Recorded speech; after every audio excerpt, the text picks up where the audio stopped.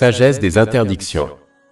Chapitre 2 Al-Baqarah, versets 172 à 173. Ô vous qui croyez, mangez des bonnes choses que nous vous avons attribuées, et soyez reconnaissants à Allah si c'est lui que vous adorez. Il ne vous a interdit que la bête morte, le sang, la chair de porc et ce qui est consacré à un autre. Qu'Allah. Et quiconque est contraint, sans le vouloir ni le dépasser, n'encourt aucun péché. Car Allah est pardonneur et miséricordieux. Lorsqu'Allah, le Très-Haut, appelle les croyants dans le Saint-Coran, son appel est souvent lié à la concrétisation de leur déclaration verbale de foi. En effet, une déclaration verbale de foi sans acte n'a que très peu de valeur en islam. Les actes sont la preuve et l'évidence que l'on doit obtenir pour obtenir la récompense et la miséricorde dans les deux mondes. Chapitre 2 Al-Baqarah, verset 172. Ô vous qui croyez, mangez des bonnes choses que nous vous avons attribuées, et soyez reconnaissants à Allah. Dans la section précédente, Allah, le Très-Haut, invite toute l'humanité à son obéissance sous la forme de l'obtention et de l'usage de ce qui est licite et pur. Chapitre 2 Al-Baqarah, verset 168. Ô homme, mangez de tout ce qui est licite et bon sur terre. Les principaux versets que nous avons étudiés montrent clairement que seuls les hommes qui croient vraiment en Allah, le Très-Haut, sont déterminés à obtenir et à utiliser ce qui est licite et bon. On peut donc déterminer s'ils sont considérés comme des croyants aux yeux de l'islam en observant s'ils accomplissent ou non ce commandement. De plus, dans le cas des croyants, Allah le Très-Haut ne mentionne pas le licite mais uniquement les bonnes choses. Cela indique que seul un vrai croyant évitera d'obtenir et d'utiliser ce qui est illicite, car ce commandement spécifique a été omis dans le cas des croyants. Ainsi, si une personne qui prétend être musulmane obtient et utilise ce qui est illicite, c'est un signe clair qu'elle n'est pas considérée comme un vrai croyant aux yeux de l'islam. En effet, le fondement extérieur de l'islam est l'obtention et l'utilisation de ce qui est licite. Si ce fondement extérieur est corrompu, alors toutes les choses qu'une personne fait seront corrompues. L'omission du mot licite et le maintien du mot bonne indiquent également que les seules choses réellement bonnes et pures dans ce monde sont celles qu'Allah, l'Exalté, a décrétées comme licites pour les gens. Chapitre 7 Al-Araf, verset 157. Et leur rend licite le bien et leur interdit le mal. Allah, le Très-Haut, a créé l'univers et tout ce qu'il contient. Il est le seul à savoir ce qui est bon pour l'homme et ce qui est mauvais pour lui, même si cela ne lui est pas évident. Par exemple, de nombreux effets négatifs de l'alcool sur le corps et l'esprit humain ont été récemment découverts grâce à des recherches scientifiques, même si Allah, le Très-Haut, l'a interdit il y a plus de 1400 ans. Chapitre 2 Al-Baqarah, verset 172. Ô vous qui croyez, mangez des bonnes choses, c'est-à-dire licites. Le musulman doit également s'efforcer de gagner et de consommer ce qui est pur et saint.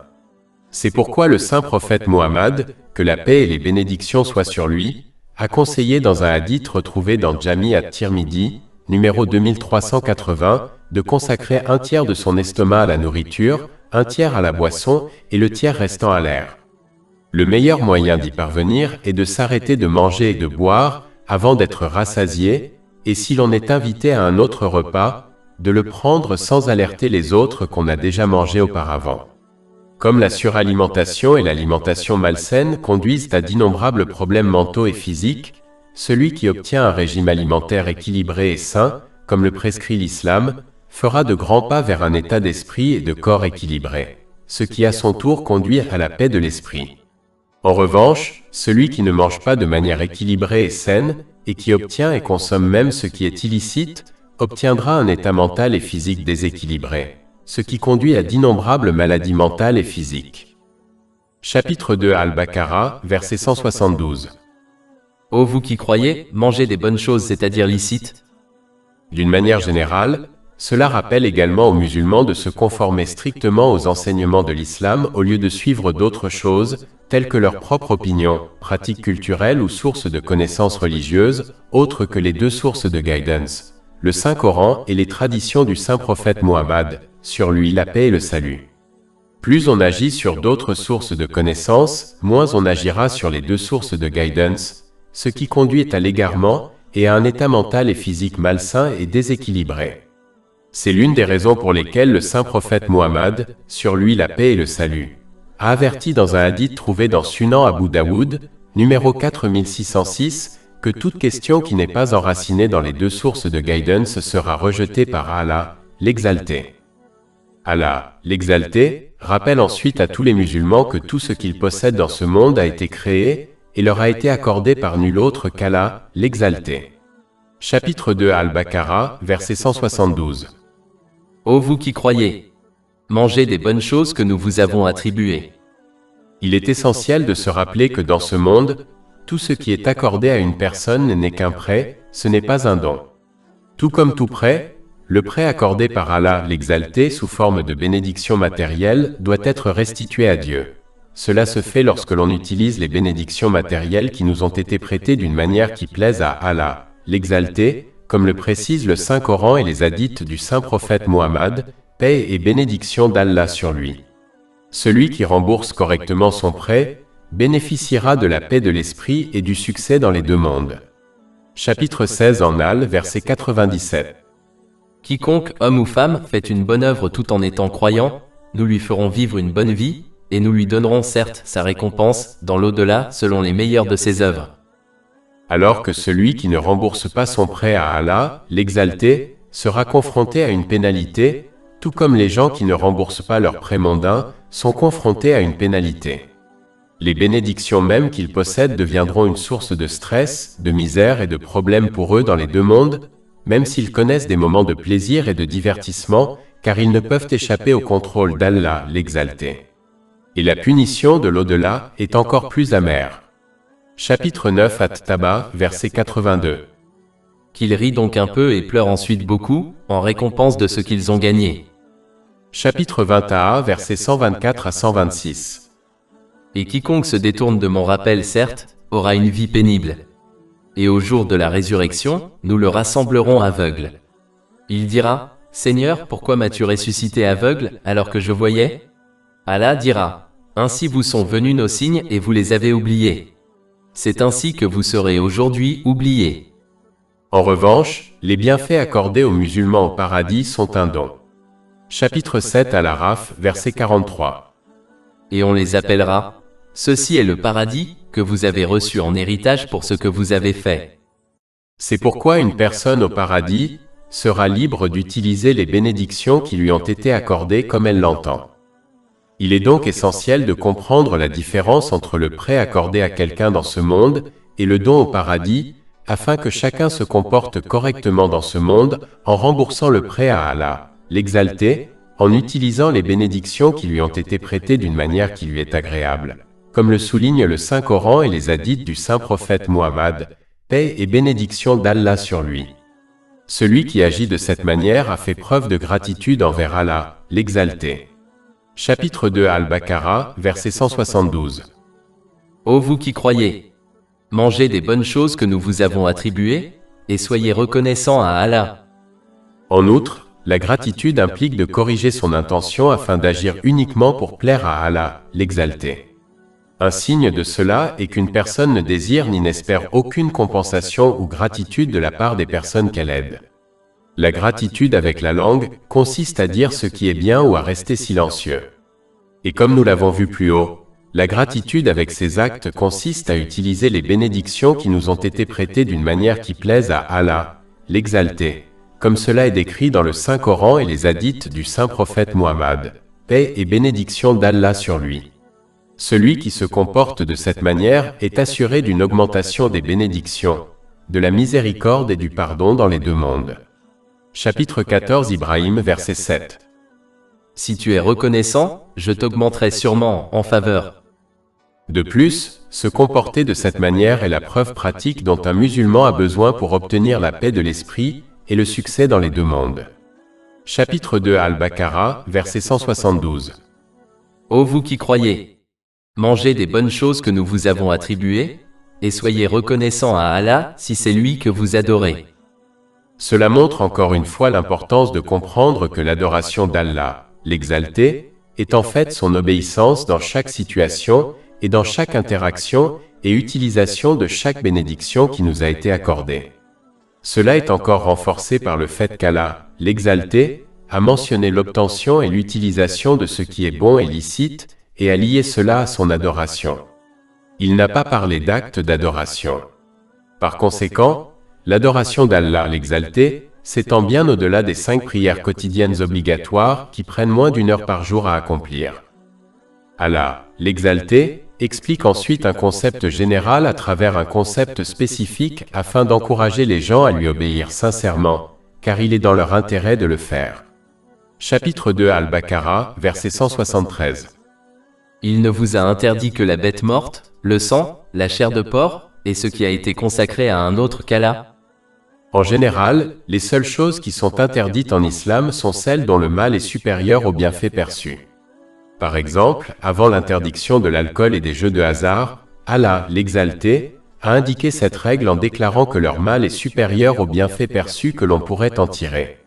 Cela est évident pour quiconque possède du bon sens. Chapitre 2 Al-Baqarah 219. Il t'interroge sur le vin et les jeux de hasard. Dis, il y a en eux un grand péché, et pourtant il y a un bienfait pour les gens. Mais les lois de l'islam n'existent que pour le bien des gens. Allah, l'exalté, ne tire aucun avantage ni aucun mal de l'obéissance ou de la désobéissance des gens. Chapitre 60 Al-Mumtahana, verset 6. Et quiconque se détourne, alors Allah est certes dispensateur de tout besoin, digne de louange. Par conséquent, chacun doit pour son propre bien et son propre bénéfice, accepter et agir selon les enseignements de l'islam, ce qui implique d'utiliser les bénédictions qui nous ont été accordées d'une manière qui plaise à Allah, l'exalté, comme le soulignent les enseignements islamiques, car cela seul conduit à la paix de l'esprit et au succès dans les deux mondes. Chapitre 16 en Al, verset 97. Quiconque, homme ou femme, fait une bonne œuvre tout en étant croyant, nous lui ferons vivre une bonne vie, et nous lui donnerons certes sa récompense dans l'au-delà selon les meilleures de ses œuvres.